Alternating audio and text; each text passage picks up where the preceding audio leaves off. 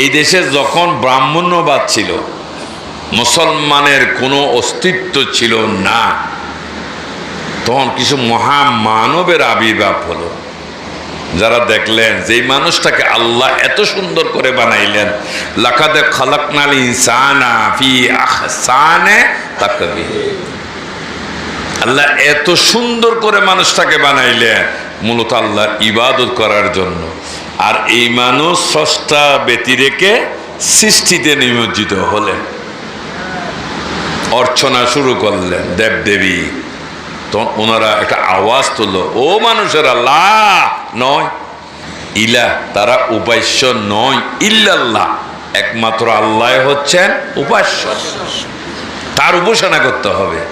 আর এই মহাসত্য আমরা যার পক্ষ থেকে শুনে এখানে এসেছি, উনি হলেন মুহাম্মাদুর রাসূলুল্লাহ সাল্লাল্লাহু আলাইহি ওয়াসাল্লাম। আস্তে আস্তে কথাগুলো মানুষ আমলে নিচ্ছে। ওই ছোট বালকার কণা, বিন্দু বিন্দু জল, একজন, দুইজন, তিনজন, আস্তে আস্তে ইমানদার সংখ্যা বাড়তে বাড়তে আলহামদুলিল্লাহ বর্তমানে আমাদের শ্রেণী হচ্ছে শতকরা প্রায় 92 জন। জিরো থেকে হিরো।